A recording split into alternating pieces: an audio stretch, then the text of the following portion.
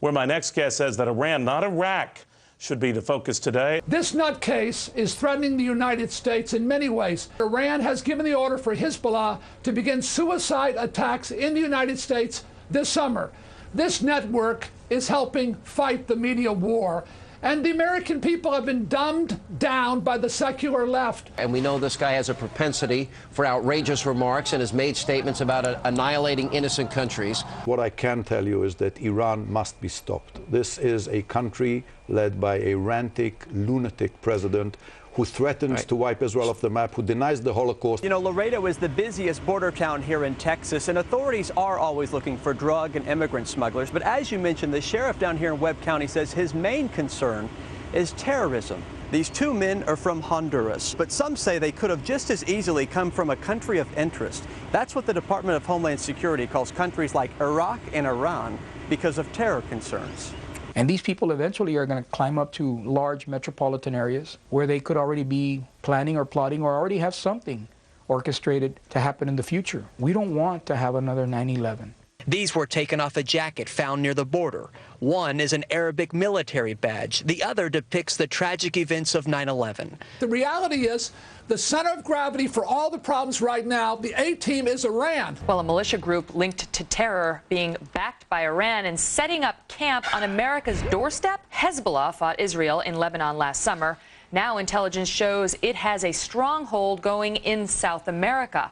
The development raising new concerns about our southern border and just who exactly is sneaking across and why. We've got to wake up here and understand what the real threat is around the world, not just the terrorists, Al-Qaeda in Afghanistan and in Iraq, but also Hezbollah around the world like they are in South America. Well, this is from the Department of the Unbelievable. A former U.S. engineer at the nation's largest nuclear power plant has been arrested, accused of taking computer access codes to Iran and using them to download details of the Palo Verde nuclear plant's control rooms and reactors.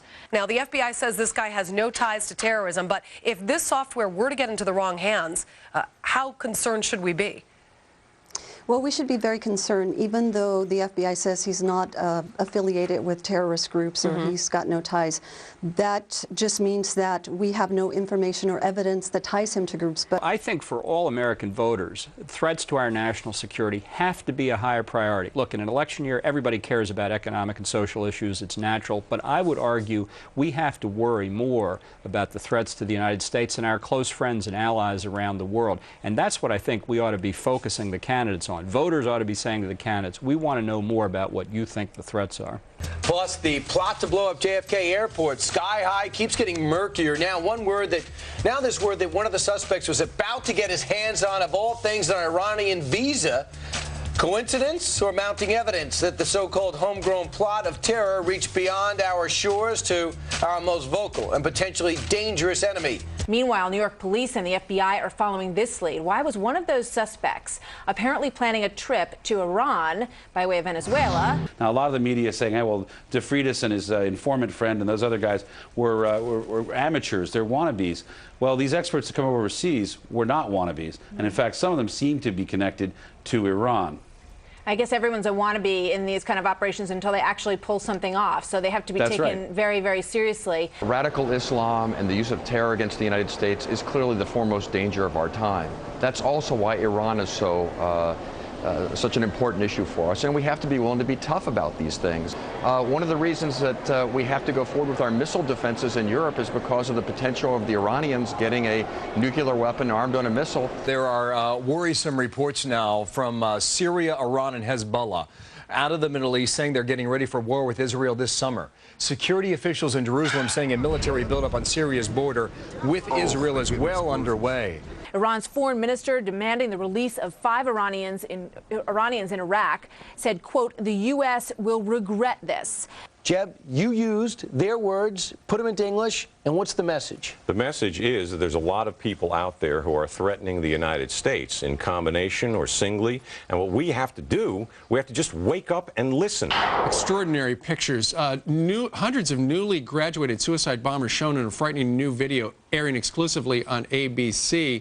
The footage revealing plans to attack the United States and Europe. In fact, on the tape, Brian, they're talking about how we're going to go out and we're going to kill Americans. Fox News terrorism analyst Waleed Phares joins us right now from Washington with his perspective. He's got a book out that talks about this.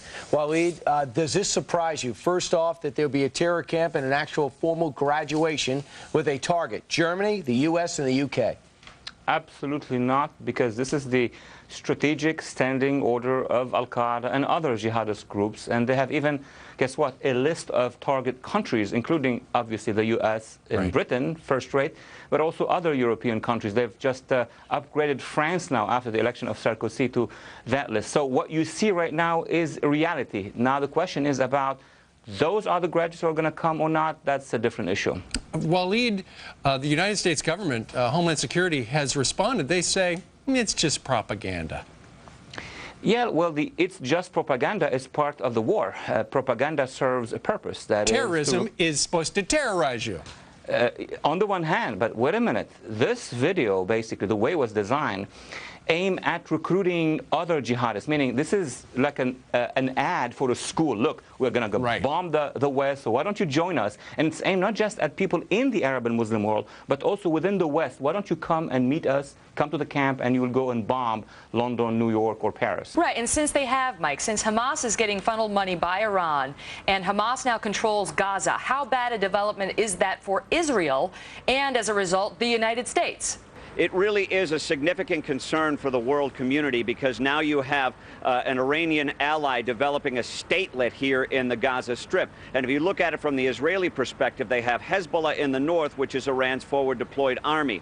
Another ally of Iran setting up a statelet here. And particularly when you think about it from the world community's aspect, if there were to be strikes on Iran's developing nuclear facilities, and Iran wanted to just cause a bunch of trouble and drag the whole region down into the mess, Iran is really getting in position to do that, Megan. The two main engines of terror, the two main supporters, perpetrators, and financiers of terror in our region are Iran and, to a very great extent, Syria as well. Hezbollah, Iran. Subcontractors, Hamas, Iran. 85% of the troops being killed, Iran. Right. We know that Iran is the central banker of international terrorism, as Secretary Rice likes to say, supplying Hamas, Hezbollah, Palestinian Islamic Jihad. We know they've supplied weapons to the Palestinian Authority. If they had a nuclear weapon, you cannot rule out they would give it to a terrorist group. Well, Israel clearly has to be ready, because they've got neighbors that on either side or surrounding them in that region who have hostile intentions. And Syria and Iran have been, through Hezbollah and Hamas, funding terrorist organizations, supplying terrorist organizations, responsible for what happened largely last year in Lebanon. How much does Hamas and Hezbollah and Syria and Iran move together on a united front, do you believe? They're largely behind all these activities. We know that. That's no secret. Iran and Syria, clearly, these are further efforts to destabilize that area, funding and supplying Hezbollah and Hamas, trying to create terrorist attacks in this region of the world. It's not helpful. And obviously, we have to, as a world community, international community, be prepared to apply the necessary pressures to keep peace and stability in the Middle East. For example, if we look at all the terror in the region, if it's, the insurgency being funded by Iran, now we learned last week the Taliban is being funded by Iran, Hezbollah $100 million a year from Iran, and also connections to Hamas and other groups here. Do we really have to find and go to the root cause of this, Dennis, and that we must deal with the Iranian problem, and it probably in all likelihood would be military?